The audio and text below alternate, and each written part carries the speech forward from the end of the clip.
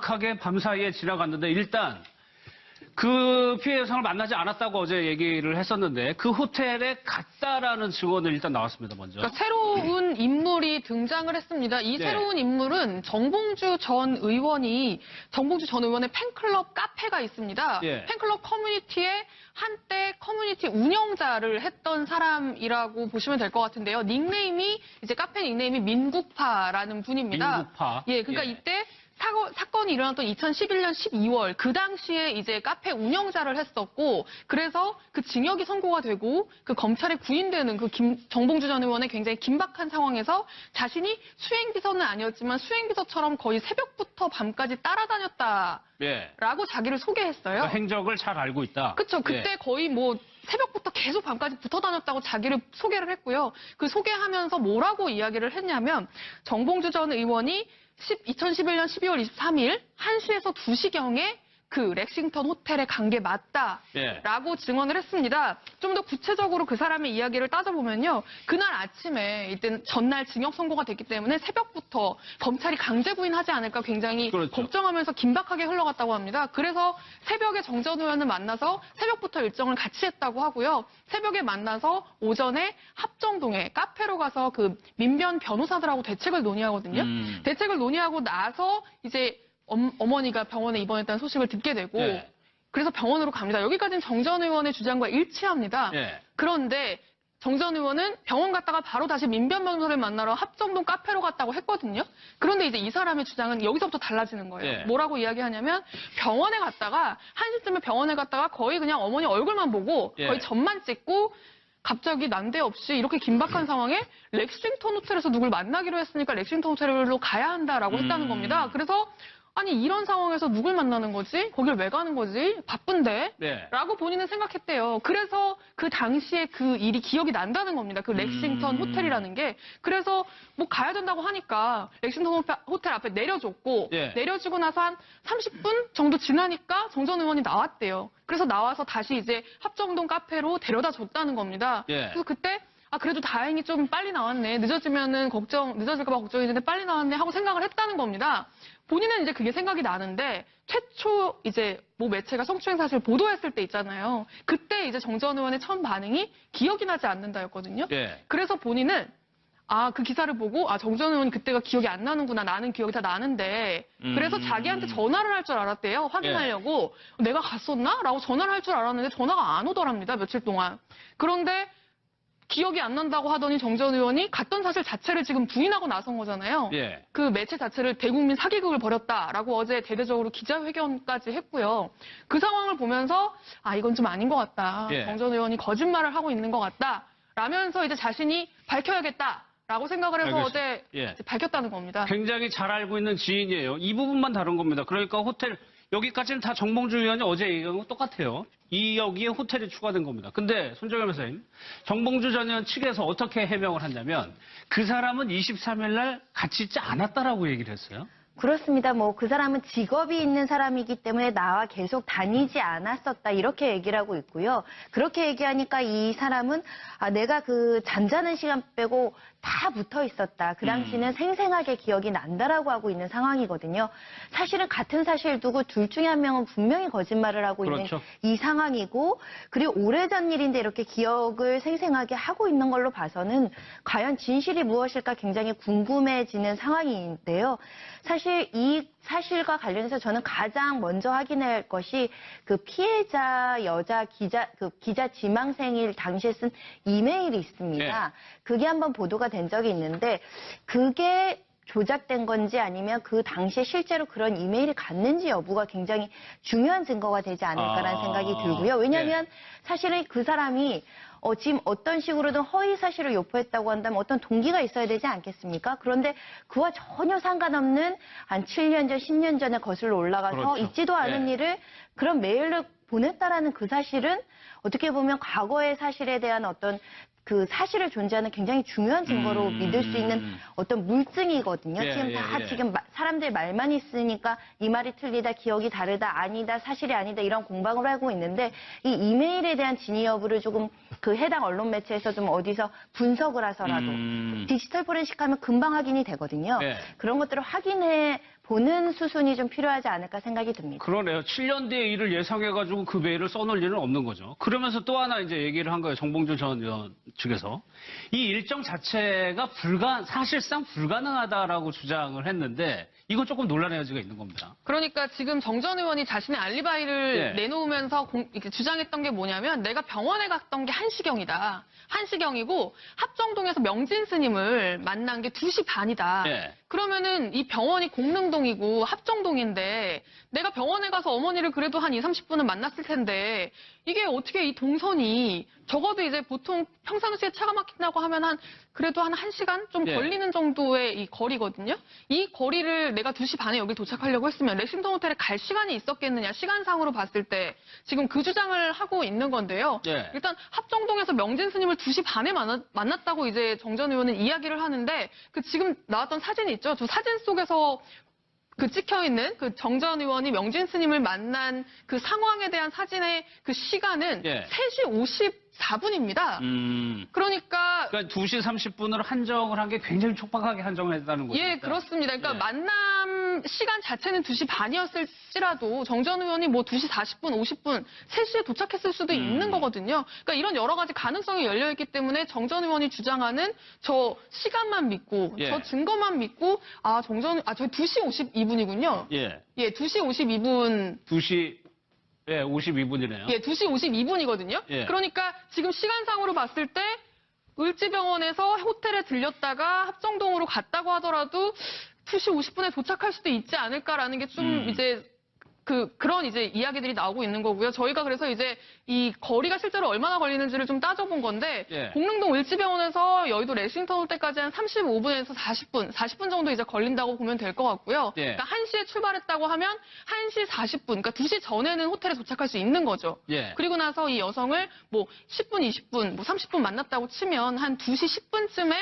호텔을 떠날 수 있는 건데 그 2시 10분쯤에 호텔을 떠난다고 하면 합정동까지는 보통 한 1, 20분 정도 걸리니까 네. 2시 반쯤에도 이제 도착할 수 있는 어떤 이런 짬이 나오기 때문에 네. 지금 저 근거만 가지고 이게 시간상으로 불가능하다라고 주장하기는 조금 어렵지 않나라는 예. 이제 분석도 나오고 있는 겁니다. 사실 저희가 오늘 계산해 본 것도 오늘 기준이고 이때는 크리스마스 전전날이고 금요일이었다는 점을 또 감안을 해야 됩니다. 이게 정확히 맞을 수는 없는 거예요. 근데 시간상으로는 일단 뭐 불가능하지는 않은 것 같다 정도로 저희가 좀 요약을 하겠습니다.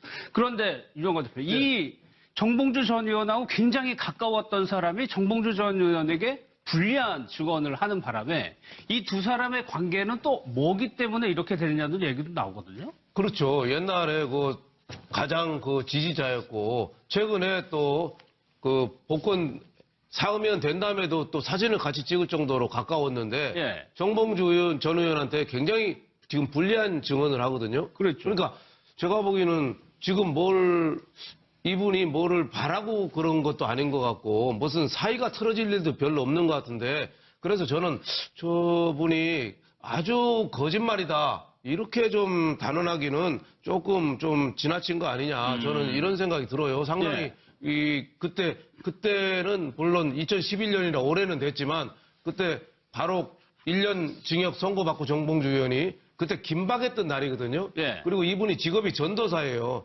전도사인데, 전도사가 크리스마스 전에 얼마나 바쁘겠습니까? 예. 하지만은 그 일을 다 그만두고 정봉주 의원만 계속 수행했다잖아요. 예. 그러니까 감옥 가기 며칠 전이니까 제가 보니까 저분이 기억력이 민국파, 저분의 카페지기 이름이 민국파인데 저분의 기억이 제가 보기에는 그렇게 좀 틀리다고 단언하기 좀 어렵지 않지 않느냐. 신빙성이 좀 있어 그렇죠. 보인다. 시간도 좀 빡빡하긴 하지만 동부간선도로가 저도 거기 살아봐서 아는데 저 의정부에서 공릉동까지 굉장히 막히고요. 예. 공릉동부터는 또 동부간선도로가 또 확 뚫혀요, 보통 때.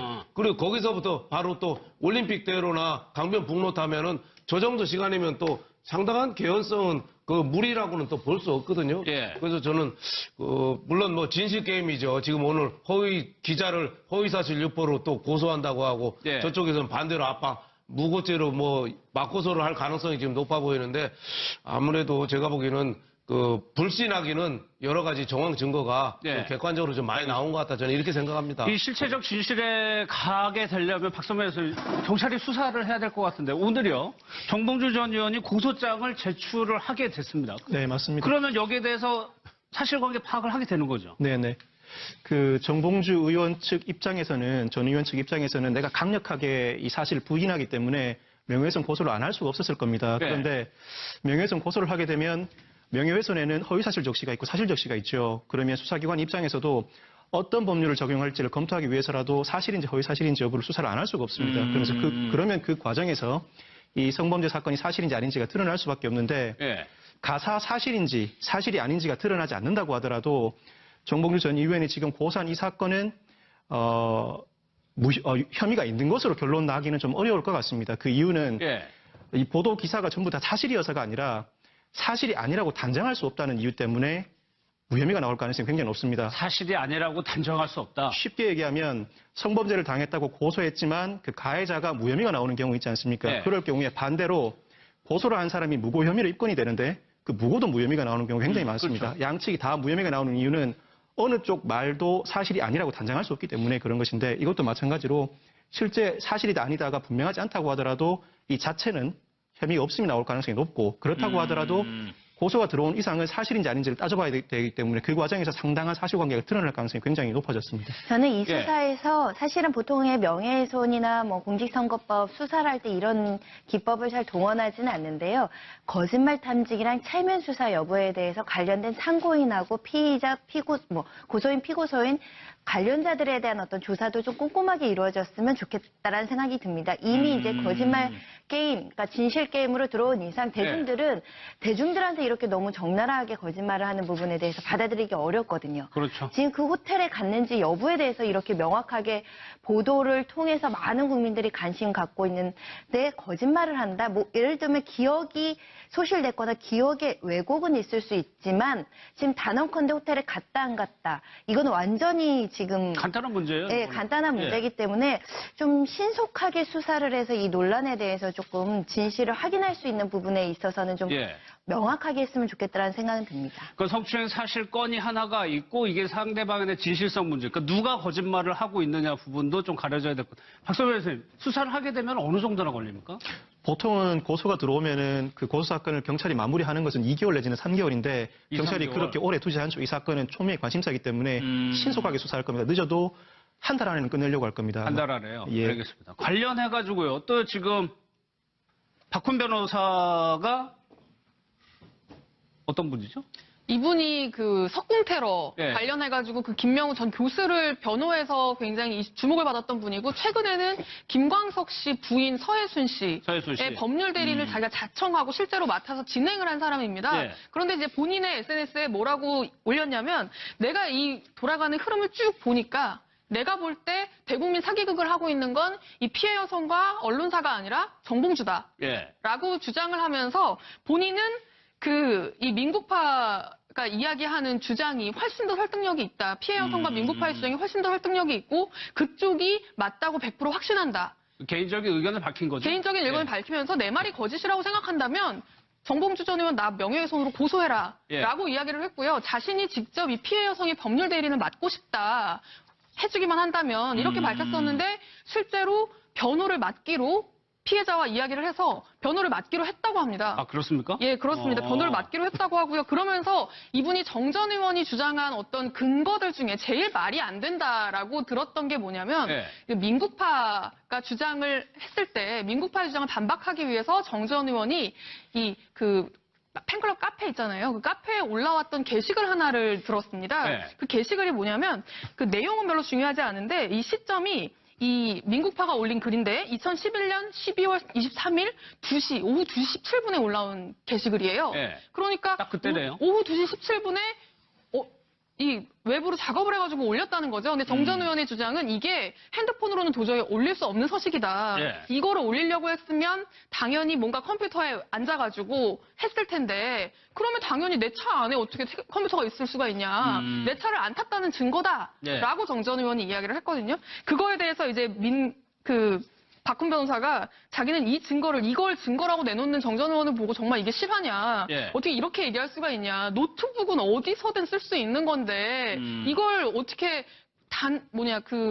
데스크탑에 앉아서 어딘가 예. 사무실에 앉아서만 할 수 있는 작업이라고 이걸 한정하는 것 자체가 말이 안 된다. 예. 오히려 이 2시 17분에 정전 의원이 렉싱턴 호텔에 들어갔을 때 기다리다가 이 작업을 했다고 보는 게 훨씬 더 설득력이 있는 것 아니냐라고 이제 주장을 했습니다. 예. 뭐- 그것도 그분이 얘기를 했죠. 노트북 빌리고 언제든지 글을 올릴 수 있다라고. 그렇죠. 예, 얘기를 이제 했죠. 그런 예. 상황인데 이제 정전 의원이 그걸 자기와 같이 안 있었다라는 증거로 제시하는 것 자체가 예. 너무 말이 안 된다라는 게 이제 박훈 변호사의 주장입니다. 알겠습니다. 어쨌거나 이제 경찰 수사로 진위 여부가 좀 가려질 것 같아요. 그런 와중에 박성배 변호사님, 정봉주 전 의원을 지지하는 60명 정도가 입건이 됐거든요. 이건 왜 네. 그런 거예요? 지금 이 사건이 불거졌을 때 실제로 피해를 당했다는 여성이 실명을 공개하거나 언론에 자기 신분을 노출하지 않았었죠. 그렇죠. 그러다 보니까 어떤 사람인지 추측이 난무했었는데 다만 프레시안 최초 보도했던 프레시안 기자 친구라는 것 그리고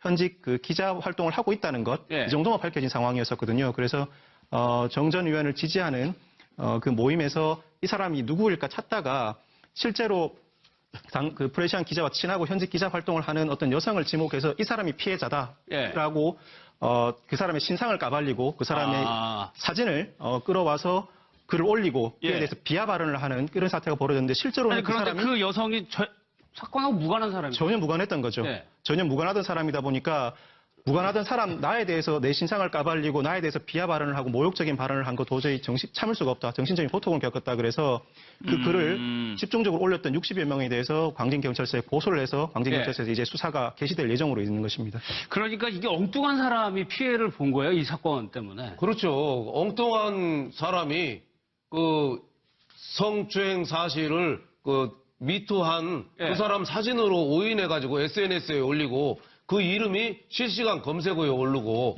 또 댓글이 막 달렸잖아요. 너 코 성형하면 이쁘겠다. 원래 뭐 사생활이 문란한 거 아니냐. 그래서 잊지 못할 욕을 막 해대니까 예. 그 사람으로서는 굉장한 피해죠. 지금 안희정 지사 관련된 김지은 씨 피해 그런 거랑 비슷하게 2차 피해죠. 예. 김지은 씨 아버지가 뭐 새누리당 당협위원장이었다는 등 뭐 이혼하고 뭐 돌싱이라는 등 본질하고 관계없는 그런 욕설 같은 거 댓글 막 달리니까 2차 피해가 우려되는데 저런 거에 대해서는 정말 엄하게 좀 단속하고 이 신상 털기에 대해서는 정말 있을 수 없는 일이다 이렇게 생각이 됩니다. 그럼 지금의 형국은 정봉주 전 의원의 팬덤이 있죠. 팬덤이 있으니 그분들하고 어떻게 대결 양상 뭐 이렇게 펼쳐지고 있는 것 같으네요. 예, 그렇습니다. 굉장히 안타까운 게 이게 지금 이 신상 털기를 당한 사람이 엉뚱한 사람이라서가 아니라 예. 정말 이 사람들이 임자를 찾아서 진짜 이 미투를 폭로한 사람을 찾았으면 전 정말 문제죠. 더 끔찍합니다. 그러니까 진짜 찾아가지고 이 사람을